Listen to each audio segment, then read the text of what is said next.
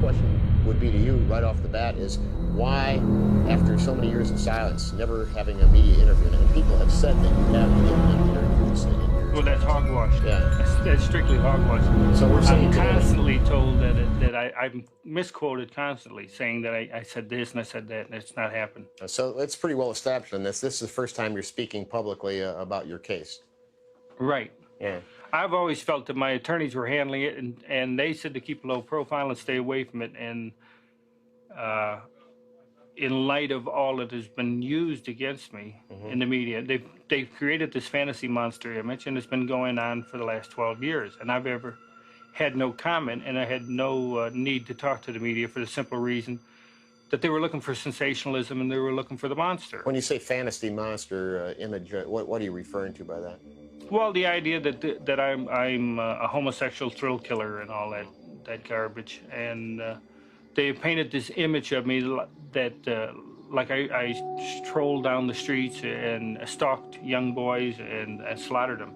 Hell, if you could see my schedule, my work schedule, you know damn well that I was never out there. Well, you were indicted, convicted, and sentenced on 33 counts of homicide. Is that correct? That's correct. Let's fix that. Yeah, I was going to ask you, insofar as sound goes, if I'm down with my head, does that hurt your sound quality? No, it's okay. Just try not to move around too much. Please. If you break into song, give him a cue. I ain't going to break into any song. We'll go into the lead-in as to, as you know, you were at 1978. Yeah. You were present. Yeah.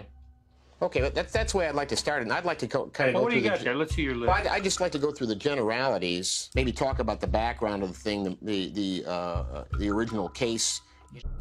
Bleeping of the language, I will watch the language. Yeah, he's going to try. John does tend to slip into... Well, I call it as I see it. Some people can't understand that. All right, so whenever the hell they're ready. Now, give me kind of just an overview of the business that you eventually established, the construction work. Is this self-taught then, the construction and maintenance work? I started doing painting, and then I started doing wallpapering and decorating. And inside of 3 years, PDM, which is painting, decorating, and maintenance, was doing $1 million a year. And that was... And I only had 4 employees. And that was the business you were in at the time of the arrests. That's correct. PDM in 1974 became a corporation, and then I owned PDM Contractors Corporation. I owned PDM Plumbing, PDM Concrete, and PDM Decorating. And then I branched off with another partner into Rafco Construction. And from there, we were doing strictly drugstores. John? Now, they did not search the house at that time or look through the house? No. According afterwards, they're claiming that they came to the front door of the house and knocked on the door and that I hid from them. Why didn't you let them in at that time when they were knocking at the front door? There was no way I could have heard them. I was way in the back of the house, in the rec room, on the telephone. When they finally walked around the side of the house, I could look out the picture window, see them there, because I was on the phone, and they could see me clearly too, sitting on the couch on the telephone, because I was talking to my sister in regards to a death in our family. So I told her that I would call her back, got up, went to the door, and he introduced himself as Kozenzak and Piquel, and they wanted to come in and talk to me about Robert Peast. And I had told him that I had not had any conversation with him, but I said, if you want to talk to me, then come back there. And they wanted me to come down to the police station. Okay, well, I didn't have time because I was doing work for the county and stuff like that. Went into the police station finally on the next day. This was after Kozenzak and Piquel were at the house. They had asked me to come in and give me an account of my whereabouts. The thing of it is that on that same day, they held me there for 9 hours, and while holding me there for 9 hours, they executed a search warrant. The first search warrant was executed on December 13th. That is the search warrant where they claimed they went through the house looking for Robert Peast. It was written up to be looking for Robert Peast, and Robert Peast wasn't there. The police had focused in on you as being the suspect and the missing boy, and eventually... well, they were following me around. Following you? Yeah, constantly. And on December 13th, I had made a statement to the police department, and from that date forward, they had me under surveillance. The only trouble is that the Mickey Mouse way they were doing it, they had 2 cars following me day and night. and they had trouble keeping up with me, so I used to go out to the car in the morning and tell them where I was going, so in case I got lost. Because at the time I was doing 5 construction jobs in 5 parts of the city. So in essence, I was all over the place.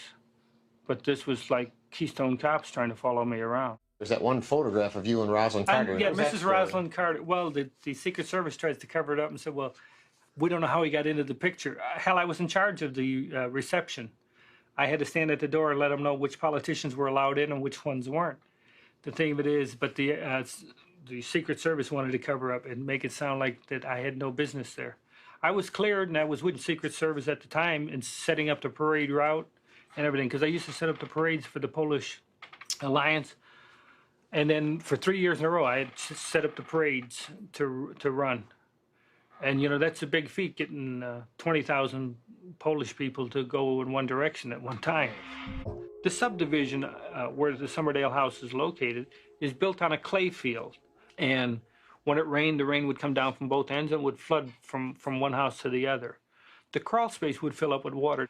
In 1976, I asked a landscaper, I said, what do you do for that sour odor of clay? And he said, spread white lime, just regular masonry lime. On the ground, he said, it'll sweeten up the clay and you won't have that odor. It's sort of like what charcoal does in filtering things. That's why the lime was spread in the crawl space. How much lime was spread down there eventually? I think 700 or 800 pounds of it. The first search warrant was executed on December 13th. However, what is strange is you had 20 trained officers that came into that house, supposedly went down in the crawl space, crawled around. There was no mounds of dirt, there was no odor, there was no nothing. I never feared anybody going down the crawl space. The clowning was relaxation for me. I enjoyed entertaining kids. Like some people are, you know, they unwind in different ways, either by going out drinking or that. I could put on clown makeup and I was relaxed. And I enjoyed doing it. It was only twice a month that I did it. Yeah, this was not used then for a lure to draw kids to you No, we would visit different hospitals and entertain the children there. And we didn't entertain them with handcuffs or anything like that. All we used was balloon animals and small toys and stuff like that. But we also did parades. And in the summertime, like on 4th of July, I used to be in 4 parades in one day. I've always told people when I got into clown makeup, I regressed into childhood. It was fun being a clown because you could be yourself or just let yourself go and act a fool. You could be slapstick and funny and have a good time. That's why I always enjoyed clowning. Clowning has taken a bad name because of what they've used in my case. On a historical note, your Iowa conviction goes back to what year was that? 1968. 68. And what was, just in a nutshell, you know, without getting in too deeply, what was the basis of the Iowa conviction? The basis of it was a sodomy conviction. It's the only thing I ever was sentenced to was a sodomy conviction. They're claiming that the state representative's son, who was on the other party, he claims that he was sexually abused by me. And in essence, he was blackmailing me for it. Now, what it boiled down to was oral copulation. And it was consensual. I moved to Waterloo, Iowa. I was honored as Man of the Year because besides working full-time, I also, you know, I was a chaplain for the JCs and also ran the membership campaign. And of course, we used pornography. We had stag shows, and that's how we increased the membership from 150 to 400 members in that JC chapter. We were dealing with porno films, and we had a girl set up in a room in that. So it was, you know, the thing to do. We were boosting membership from it. So nobody said a word about it. At the time, this young individual made the charge at me. He was blackmailing me. He wanted more and more money. He said, look, I gave you a blowjob. Now you got to pay for this. I said, go see your father. He wasn't getting along with his father. But they came down heavy on me. How about your dad, John? You had mentioned that you could never really please him, that he had talked of you. And I did not hate I didn't hate my dad either. But you did have a hard upbringing with him, did you not? My dad came from the old country, Limited education, but he was a good provider and with strong will and strong views. He was also an alcoholic, sorry to say. Was he abusive? Did he strike out at you from time to When time? he drank, he was almost like a different person. My dad struck all of his children all the time. Yeah. When you paroled out, where did you establish your residency? I was under the interstate compact. I was paroled back to Illinois. Mm-hmm. And you went to Springfield first, did you not? No. No? Directly to Chicago Directly to because Chicago. I had a job working at Bruno's restaurant. That was a requirement of interstate compact transfer. You had to have a job and a place to stay. I moved in with my mother in the condominium. My dad had just passed away, so I lived with my mother. Okay. And worked at Bruno's as a chef. When I first got out on parole, for the next 2 years, I stayed with Bruno's restaurant, Mm-hmm. and I worked for them. But on the side, I used to go in at 4 in the morning and get off at 2 o'clock in the afternoon, and to me that was too short of a day, Mm-hmm. not enough work. So I started doing odd jobs painting, Mm-hmm. and I found that on the weekends, the afternoons and the weekends, I was making more money than I was as a chef, even though I was getting 12 something an hour. Mm-hmm. I borrowed $600 from my mother, and through odd jobs, I left the chef business. I owned PDM Contractors. PDM was able to work 52 weeks out of the year, while most construction companies shut down for the winter. I never had time to shut down because I had them on the waiting list. Our business was growing at that rapid rate.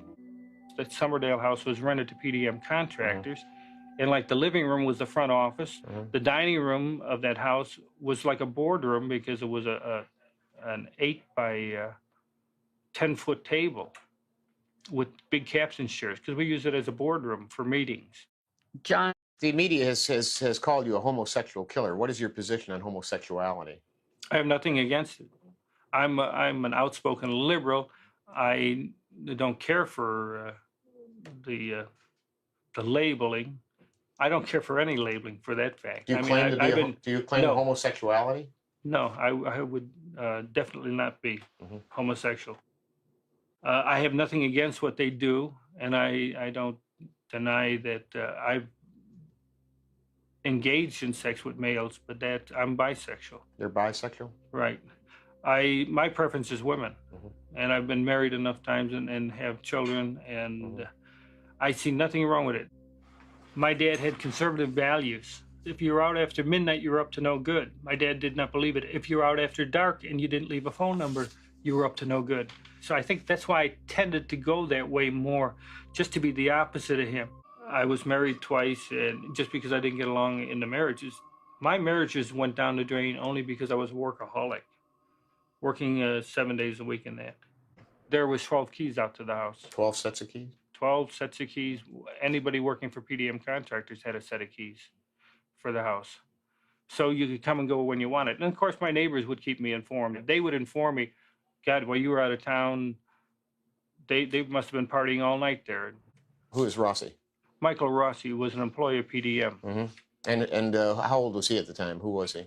He was 20 years old. Insofar as being bisexual, if I wanted to engage in sex, Rossi and Cram were willing to go down on me anytime I wanted to, providing they were given stuff. Now, when the search warrants were effected in your case, they did find an awful lot in the crawl space of your home, did they not? Well, yeah, I had offered to sell them the house because I thought there was nothing down in the crawl space. Yeah. I had never had any qualms about them going down in the crawl space. Well, how many bodies were actually located on the property, and where? To my understanding, there was a total of 29 bodies or 28 bodies were found on the property. 26, 27 of them under the house. And the rest? One was under the driveway, one was under the garage. So that makes a total of 29. Okay. Now, from the standpoint of the arrest, when you were arrested in this matter, It snowballed. It snowballed. Okay. What was the date of that arrest? Do you recall? December 22nd, 1978 is when I was arrested. The rope trick is not the way I've described the rope trick is it's nothing more than a tourniquet. And I had explained it to them. I even demonstrated it to them. It would cut off the air. So if you're going to kill somebody, you just put it on their neck and twist it 3 times or 4 times or whatever until the person stopped moving. And you took him where? Out on the I-55 bridge. And that's where, how was he then taken from the car and placed into the river? Just opened up the trunk and dumped him in. Mm-hmm. Okay. There was no big special deal on it. I couldn't get down in the crawl space that easy, and then I had to bum back to begin with. You got to crawl on your belly to move around in the crawl space. There is no way that I could have done any of the digging down there. I had enough trouble just getting down there. Gregory Godsick, let's see, number 4. Gregory Godsick had come to work for me in according to this, 1976. He came to us through Taft High School through a program. He had worked for Republic Lumber Company, and then he came to work for us. And I'm not the monster image that's been portrayed of me. And the only way you can make a monster image is to make it look like I stalked the streets and picked up altar boys off the street. You know, they want to make them look like innocent babes in the woods, and I was swatting them like flies. My encounters were always by happen chance. If you pull up at a stoplight and there's somebody standing there waiting for a bus, if you give them a ride, and if you ask them whether, you know, do you get in anything or you want drugs or something like that, that's how it happened. Always happen chance encounter. A number of, 3 or 4 psychiatrists, psychologists interviewed I you. had 13 of them. There was 6 for the defense and 7 for the state. Yeah, what was the state position doctor, of the defense psychiatrists? What did they feel your problem was? What did they come up with from the standpoint of... what the hell is it? God, I can't remember offhand. Borderline personality, antisocial behavior. I don't see how anybody can be antisocial when you were involved with the public as much as I was. How about the multiple personality issue? Oh, the multiple personality came out of Dr. Reifman and Hartman. These 2 clowns from the Cook County there. They came to see me the first time. I said, "Do you want to talk to John Wayne Gacy, the politician, the clown, the family man, or the businessman?" The next day, I see it in the newspaper. Gacy has 4 personalities. I think one of the headlines said I was a homosexual mass murderer, confessed mass murder. There is no confession, and we offered. I offered as much as $10,000 if you can produce a confession where I confess to a crime. The time that I was interrogated by the police officers, there was no stenographer, there was no tape recording, there was no videotaping. Nothing was ever taken down, yet everywhere you'll see there's 5 confessions by John Wayne Gacy. Now, if I confessed to something, then why wasn't it videotaped? Why wasn't it recorded? Why wasn't a stenographer brought in, had it written up, and had me sign it? There is no confessions in this case. What I did not know about this insanity defense is that in the state of Illinois, when you plead not guilty by reason of insanity, you're saying that you committed the crime, but that you were insane at the time. So it's not a question of innocent or guilt anymore. What they're trying to do is your whole trial now becomes an insanity trial where you're to decide whether a person is sane or insane. John, how about Tim McCoy, the last one of the 5 that you say you have personal knowledge of? Tim McCoy, even though he's the last one, he's the first one. He's the first one, actually. Right. The first of the 33. Tim McCoy was the first one, and Tim McCoy's name wasn't put on him until 1988. Prior to that, he was known as Unknown Number 9, and he was buried by me in the crawl space. That's the only knowledge that I have of it. What was the circumstances of that? He was killed in the house in self-defense. And who killed him then? I stabbed him. Yeah, and it was an issue of self-defense. Why was he in the process of assaulting you, or what? He was coming at me with a knife. I just took the knife away and twisted it in his hand, and that's what killed him. So at that point, you yourself did bury him then in the crawl space. Right, and if you notice, he's under concrete. Did you bury any of the others in the crawl space? No, I had nothing. I had no knowledge of them. Yeah. Well, why is it that your first one is there, and then 20-some others are buried down there as well? Did somebody know that you had done this with the first one, giving them an idea? More than likely, when drinking and getting high with the others, yeah. Admitting it to them. So you feel others then followed your suit in using this as a burial ground? Without a doubt. Yeah. Just want to highlight on John Zick. You know, they want to make such an issue over John Zick and his disappearance. I think he was killed for his car, personally. And your personal knowledge of the Zick case then is my personal knowledge of the Zick case is that I had come home and Zick and Rossi were at the house. I had a few drinks. I went to bed. When I woke up the next morning, Rossi was sleeping on the couch and Zick was dead on the floor. I went about my own business and he was gone later on. And where did he go? Where did he end up? I assumed he ended up in the crawl space. Did you see him being transported down there? No, wasn't present. Didn't do the transporting. But when he was dead on the floor? He was dead on the floor, yes. And did you have conversation with anybody about that? No. In other words, I just kept my mouth shut because I didn't want to get involved. My idea was to just stay out of it. John, let's step back to your childhood. What was your state of health as a child? At the age of 10, I was told I had a enlarged bottleneck heart. Okay, and so I had a tendency to pass out a lot. How about childhood illnesses? Did you have any, accidents rather? Any sort of I was injuries or accidents? When I went to the other vocational school, when I first went to the vocational school, I got hit with a park swing in the side of the head, caused a masterite. At what age was that? Approximately. 14, I believe. Got hit with a swing? Were you out unconscious? Yeah, I was taken to a medical clinic. That was at the time, that's when I started seeing that I had epilepsy.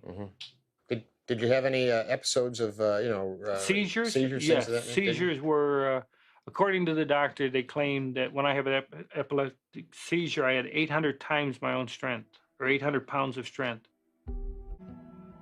Had you ever been sexually abused by anybody?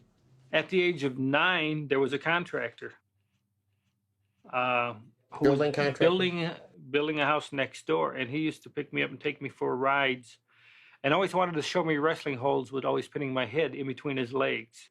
But at the time, I did not look at it as sexual. He was showing me wrestling holds where my head was always constantly pinned between his legs or under his legs. I was 19 when I ran away, and that was in 61. I went to Las Vegas for 3 months. Took my car and left. Yeah. I worked for Palm Mortuary, being the night man picking up bodies at the hospitals and stuff for them. I worked as a night man only. I did have nothing to do with the bodies. All this talk that I slept with the dead ones or had sex with dead bodies, there is no truth to any of that. You did live in the mortuary. I lived in the mortuary, yes, but not in the embalming room. I mean, they make it sound like, I slept in the crypts with them. And I never climbed into a coffin or anything like that. That is so damn ridiculous. It's the same thing. The contention is that I slept all night with Robert Peace. If you want to say I slept in the same house with a dead body, okay, fine, I'll buy that. But in the same room, no. And besides, the dead won't bother you. It's the living you got to worry about. I felt things were going to work out because I knew that I didn't do the killing, and I thought it would come out in the trial. But Amaranti, with this insanity defense, and again, you can call it my ignorance of the law. It's like I explained in a letter to Chief Justice William Clark. The evidence-based is on the theory that the more sensational a case is, the more crazier it sounds, the insanity defense would work. And I still think it was stupid. I think that they did a disservice to me, and they did a disservice to the victims. And you know what people don't understand is I feel I was wrongfully convicted for 33 murders, and it was only because of sensationalism and ego. The Des Plaines police did a sloppy investigation. This is, it may not be the correct way of wording it, but the thing of it is that they had other suspects, and they had tunnel vision in to say, it's Gacy's house. It's easier to put everything on Gacy.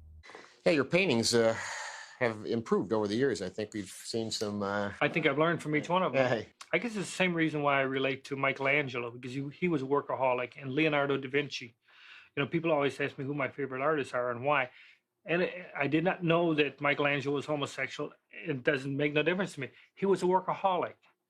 He was a sculptor. He was a painter and did a lot of other things. Da Vinci was an inventor in that.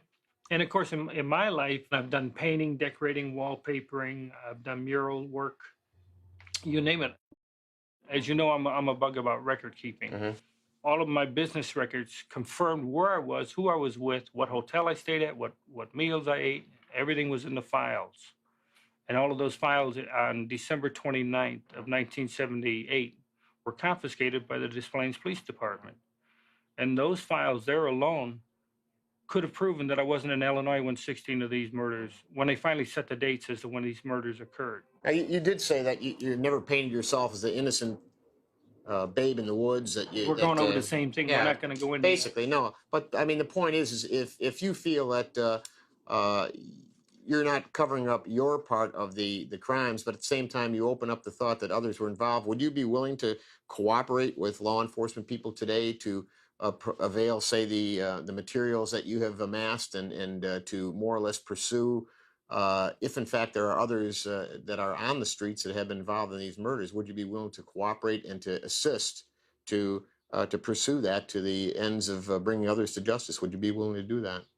I got no qualms about that, but what I don't understand is why wasn't it done to begin with, Bob? The thing of it is, they want you to believe that I and I alone committed these murders, and I had nothing to do with the murders of anyone. If anybody was involved, then how many people are we talking about beside yourself? We believe there was 4 people involved, and that would be Michael Rossi, David Cram, Philip Paskey. Here we've got a Philip Paskey who had a newsletter going on at the Cook County Jail. And here he is involved with a guy named John Norman. And John Norman was running Boys for Hire. They were making snuff films with young boys. To me, they were pimping them off. They were selling them. There was a crossover when we checked into John Norman's background that he goes all the way back to the early 70s, involved in, he ran the Norman Foundation, he run Epic International, and the Odyssey Foundation out of Dallas, Texas. And these were organizations where wealthy men could hire young boys for sexual weekends, male prostitution. Had you ever met Norman? You ever had any contact with Norman? I have yet to see a current picture of him, and therefore I'd had to say no.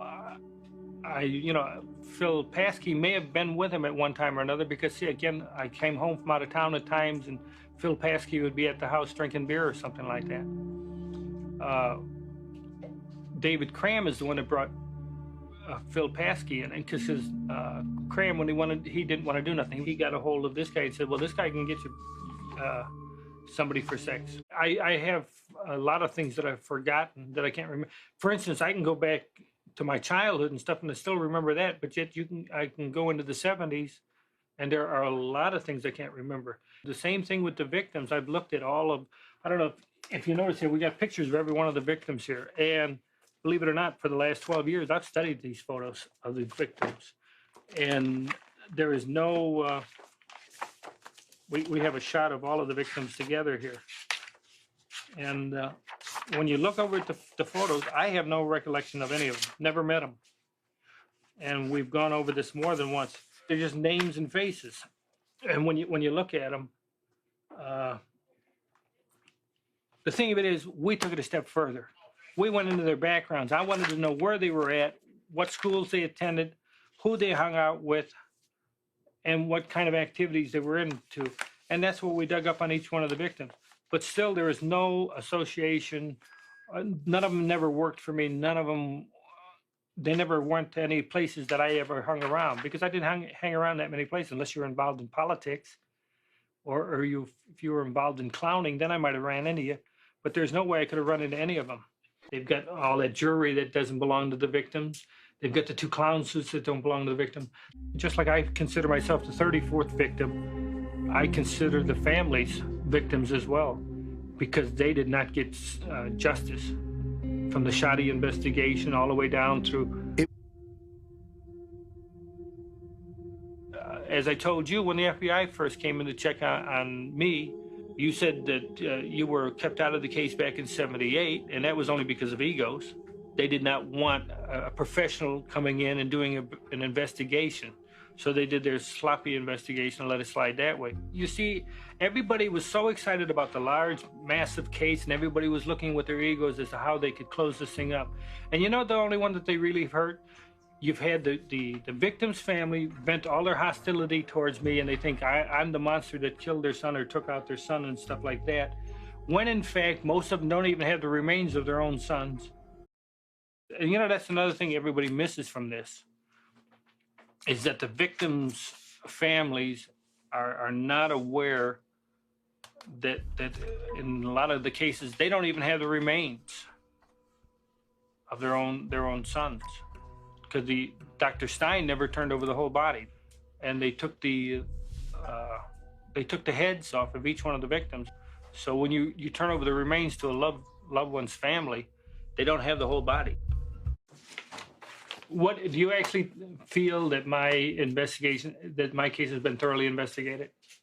I think, John, in a case like this, and I find this in many major cases, that things are at the time of the case are done rather hastily because of the fact that you know, there's pressure on. Yeah, but that's a political answer. I know. Yeah. I don't want a political answer from you. I want a basic answer. Do you actually think that the investigation of my case has been done right? I believe in your case that there should have been more focus on others, as there should have been others checked out a little more thoroughly. That's the belief I've developed over these years.